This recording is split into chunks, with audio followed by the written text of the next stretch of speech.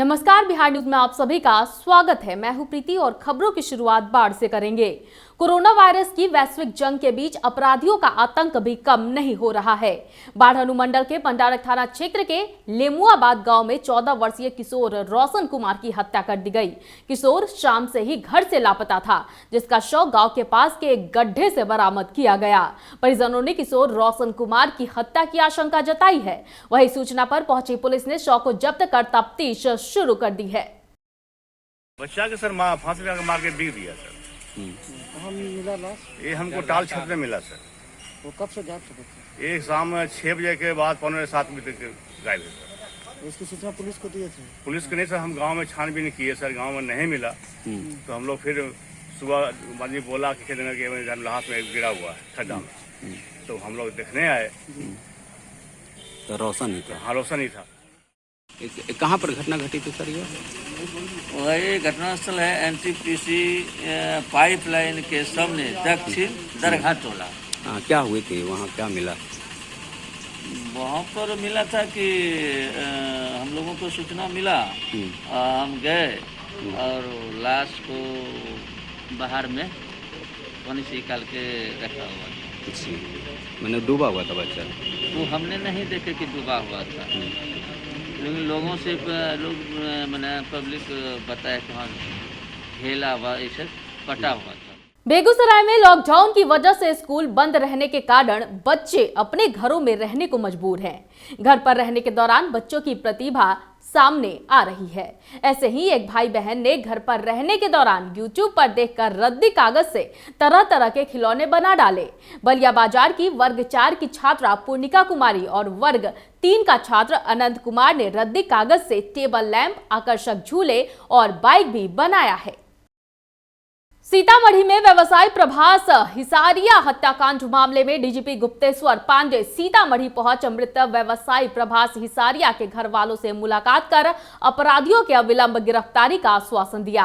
वहीं डीजीपी ने घटनास्थल का भी मुआयना किया और इसके साथ ही स्थानीय लोगों से मामले को लेकर जानकारी भी ली। घटना के बाद से सीतामढ़ी के व्यवसायियों में पुलिस प्रशासन के कार्यप्रणाली पर गहरा आक्रोश है। लोग इस घटना के बाद से न सिर्फ डरे सहमे हैं, बल्कि अविलंब हत्या की गिरफ्तारी की मांग भी कर रहे हैं। चलिए आप लोग हटिए। सर होइए, सर होइए। जरा एक मैंने 5 मिनट का सर्किट हाउस में आराम से सब लोग कितना आदमी आगे बढ़िए। गाड़ी भेजता हूँ सर। खड़ा सिर्फ हो जाते तो 5 मिनट बात कर। सर व्यवसायी लोग खड़े हैं सर, 2 ही मिनट की 5 मिनट समय देते, केवल व्यवसायी लोग हैं यहाँ पे सर। आप सर 2 मिनट बाद हम लोग नहीं सर, हम लोग संतुष्ट हैं। हम लोग 5 मिनट समय देते हैं हम लोग को। हाँ 5 मिनट फिर उचित नहीं, हम लोग चारा दिया हो जाते हैं सर। आपसे चारा बात करेंगे। त्रिपुरा से नवादा श्रमिकों को लेकर स्पेशल ट्रेन नवादा पहुंची, जहां सोशल डिस्टेंसिंग का पालन करते हुए सभी श्रमिकों का स्क्रीनिंग किया गया, जिसके बाद सभी श्रमिकों को क्वारंटीन सेंटर भेजा गया। राज्य सरकार ने डीजल और पेट्रोल की कीमतों में 2-2 रुपए की बढ़ोतरी की है। इसको लेकर मसौढ़ी के वाहन मालिकों ने अपनी प्रतिक्रिया देते हुए कहा कि वर्तमान समय में पूरे देश में कोरोना वायरस संक्रमण को लेकर लॉकडाउन है, तो ऐसी स्थिति में राज्य सरकार के द्वारा डीजल और पेट्रोल की कीमत बढ़ा दी गई है, जिसका असर वाहन मालिकों और राज्य की जनता पर पड़ेगा। लोगों का कहना है कि लॉकडाउन की स्थिति में सभी लोग आर्थिक संकट से गुजर रहे हैं। ऐसी स्थिति में भी डीजल और पेट्रोल की कीमत में बढ़ोतरी कर जनता पर आर्थिक बोझ डाल दिया गया है। पेट्रोल पंप पर पेट्रोल भराने आए हैं जी। मालूम है ना, पेट्रोल की कीमत बढ़ गई है जी, पेट्रोल की कीमत बढ़ गई है। राज्य सरकार बढ़ा दी है जी। तो क्या करना चाहेंगे इस पर? करना क्या चाहेंगे, सरकार को हम लोग को प्रेफरेंस देना चाहिए, ताकि हम लोग आम आदमी हम लोग सही ढंग से जी सकें। ताकि ये लॉकडाउन की वजह से सब लोग को बहुत परेशानी झेलना पड़ रहा है और आशा का हम लोग को भी मतलब कि सेवा ढंग से नहीं दे पा रही है। तो आपके अनुसार कीमत नहीं बढ़नी चाहिए थी? नहीं, कुछ मतलब इतना ज़्यादा नहीं बढ़नी चाहिए थी, कुछ सरकार ज़्यादा बढ़ा दी कि। क्या नाम हुआ आपका? मेरा नाम धर्मवीर कुमार हुआ। कहाँ घर हुआ? एक तरफ लगातार 2 महीनों से लॉकडाउन का प्रक्रिया चल रहा है और आज फिर डीजल और राज्य सरकार डीजल और पेट्रोल का दाम बढ़ा। हम वाहन मालिकों पर अतिरिक्त बोझ दे दिया है। 2 महीनों में सबसे ज़्यादा खास करके व्यावसायिक वाहनों को 1 पैसा कमाई नहीं है। उसके बाद इंश्योरेंस है, रजिस्ट्रेशन है, टैक्स परमिट है, फिटनेस है, ये बनाने के लिए बाध्य सरकार की हुई है। और दूसरी तरफ एक वाहन मालिकों पर ज़बरदस्त डीजल और पेट्रोल पर दाम बढ़ाकर बोझ पैदा कर दी है। पता नहीं सरकार रिलीफ देना चाहिए था वाहन मालिकों पर कि कैसे वो अपना भरपाई 2 महीनों में कर पाए। सरकार से हम आशा करते हैं कि इस पर जो दाम बढ़ाया गया है उस पर अंकुश लगाया जाए और हम व्यवसायी वाहन मालिकों को सुविधा दिया जाए। मुख्यमंत्री नीतीश कुमार ने ईंट भट्ठे के काम को शर्तों के साथ चालू करने का आदेश दिया है, पर अब ईंट भट्ठा मालिक कामगारों को काम नहीं दे रहे हैं। साथ ही इन कामगारों को काम से भी हटा दिया गया है, जिससे ये कामगार अपने बच्चों के साथ भुखमरी की मार झेल रहे हैं। हालांकि ड्यूटी पर तैनात पुलिसकर्मियों का मानवीय चेहरा एक बार फिर सामने आया और पहले भूखे प्यासे बच्चों और उसके बाद उनके परिजन को बिस्किट और भूजा खिलाया और फिर इन श्रमिकों को स्टेडियम ले जाया गया, जहां गाड़ी से इन सभी को नवादा भेजा जाएगा।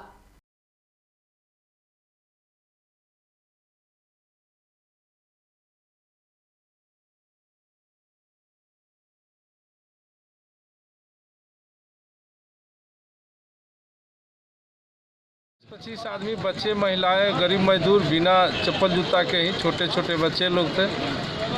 आए थाना चौक तो ट्रैफिक पुलिस रोका। उसके बाद हमको खबर किया, हम आए, पूछे कि आप लोगों को कहाँ जाना है।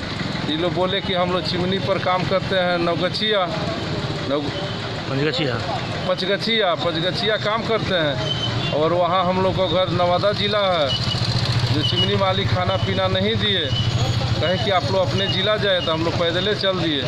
तो अब एसडीओ सर से हम बात किए, एसडीओ सर बोले कि आप ले जाके स्टेडियम इन लोगों को दे दीजिए, वहाँ खाना भी लोग खा लेगा। उसके बाद इन लोगों को बस से नवादा जिला जो बस जाएगा उससे भेज दिया जाएगा। गछिया से चिमनी से आ रहे हैं और छोटा छोटा बच्चा लेके अपना जिला जा रहे हैं। बोला चिमनी से कि जाओ, अपना काम झड़ दिया तो चला जाओ, तो क्या करेगा।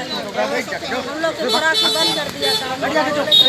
भूखे क्या करेंगे, यहाँ पर हम अपना बच्चा लेकर जाएंगे और अपना छोटा बच्चा लेकर सब अपना चले। 3 बजे रात के निकले हैं, इतना हो गया बेला।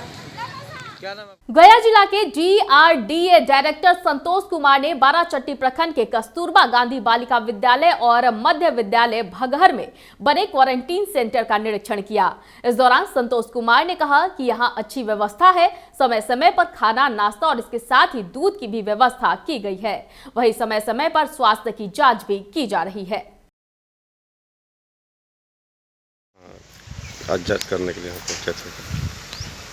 हाँ, ये यहाँ पे क्वारंटाइन सेंटर बनाया गया है कस्तूरबा बालिका स्कूल में। अच्छी व्यवस्था है यहाँ की। लोगों का स्वास्थ्य परीक्षण हो रहा है। स्वास्थ्य परीक्षण के अलावा टाइम पे नाश्ता खाना दिया जा रहा है। लोगों से बात हुई, फिर दूध भी मिल रहा है। कोई कठिनाई नहीं है। यहाँ अभी 33 लोग हैं, 33 कुल। मसौढ़ी के डाक बंगला रोड के 2 दुकानों में अचानक आग लग गई। इस घटना में दोनों दुकान जलकर खाक हो गए। वहीं आग लगने का कारण अब तक स्पष्ट नहीं हो सका है। घटना की सूचना मिलते ही मसौढ़ी थाने की पुलिस और अग्निशामक दस्ता घटनास्थल पर पहुंचकर कड़ी मशक्कत के बाद आग पर काबू पाया। कैसे लगी? हम तो है नहीं थे सर। कहाँ थे उस वक्त? उस समय घर थे सर। घर पर थे जी। कितने बजे दुकान बंद किए थे? दुकान तो इधर बंद ही है, समझना। दुकान कहाँ खुल रहा है? क्या नाम हुआ? द्वारिक चौधरी। किस चीज का दुकान था? होटल था। होटल था जी। चाय नाश्ता कोई पता नहीं था, हम लोग घर पे थे। घर पर थे जी। किसी का दुकान है? सब्जी की दुकान है। सब्जी का दुकान है। जल गया सब? जहाँ सब टोटल जल गया।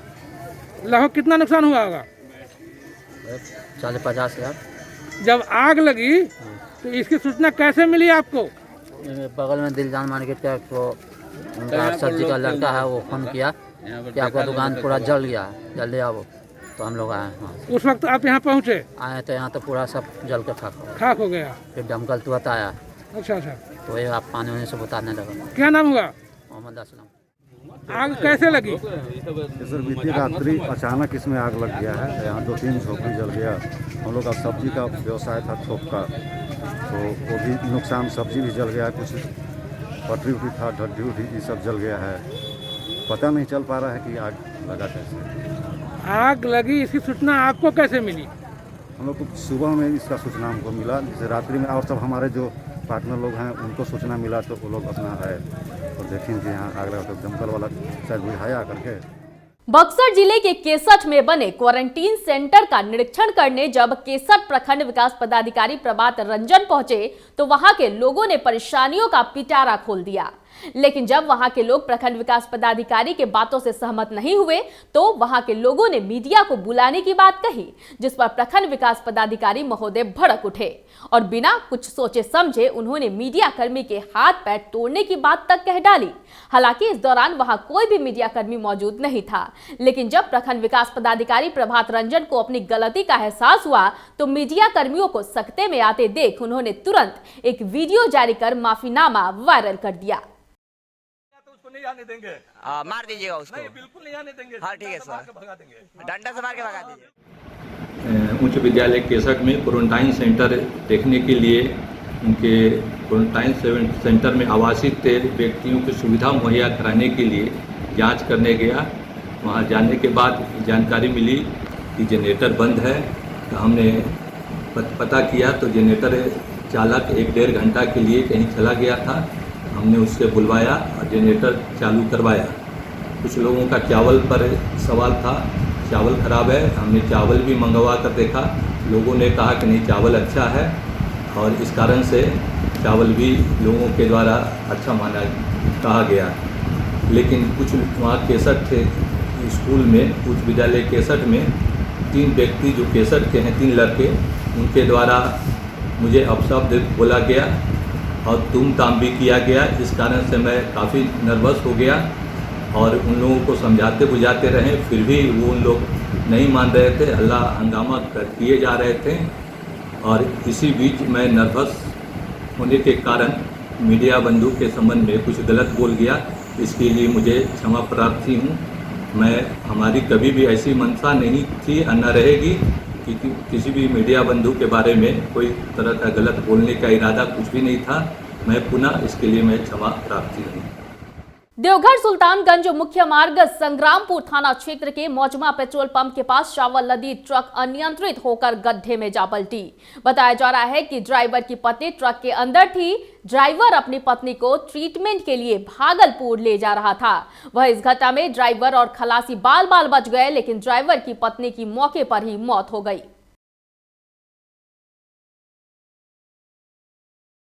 अररिया में लॉकडाउन को लेकर सरकारी निर्देशों का खुलेआम उल्लंघन हो रहा है। लॉकडाउन 4 में सरकार ने काफी चीजों में छूट दे रखी है। अररिया के बाजारों में रौनक लौट आई है। लोग ईद पर्व को लेकर खरीदारी भी कर रहे हैं, लेकिन सोशल डिस्टेंसिंग का पालन बिल्कुल भी यहां नहीं किया जा रहा है। लोगों में साफ तौर पर जागरूकता की कमी देखी जा रही है। होगा और जरूरी सामान तो लेना ही होगा। जीवन चलाने के लिए तो जरूरी का सामान लेना ही होगा, उसके लिए तो आना ही होगा बाजार मार्केट। जो है ना ठीक क्षेत्र है, ग्रीन है। यहाँ पर किसी प्रकार का दिक्कत तो नहीं है। जो है सो अनुमति किया हुआ है। क्या मास्क लगाना जरूरी नहीं है? क्या लगता है? होना बहुत मुश्किल लग रहा है, इसलिए कि लोग खुद नहीं करेंगे पालन तो कौन कराएगा? प्रशासन एक आदमी को पकड़ के नहीं करा सकता। इनको जो लोग मिलते हैं उनसे कहता है, रिक्वेस्ट करता है कि भाई आप मास्क लगाइए, आप अलग रहिए, डिस्टेंस बना के रखिए, लेकिन यहाँ पर तो लोग सुनने के लिए तैयार हैं। इस वक्त की खबरों में फिलहाल इतना ही। मुझे दीजिए इजाजत, लेकिन देखते रहिए बिहार न्यूज। नमस्कार।